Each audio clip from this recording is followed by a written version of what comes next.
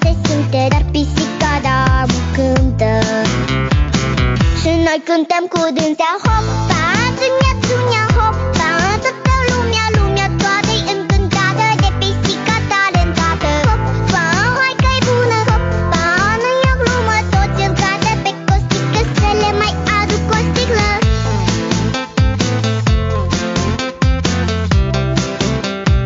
Să le mai aduc o sticlă.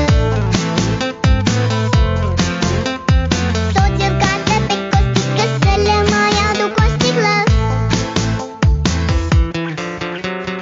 Peștișorii să nu tacă, le-am turnat și lor o leacă.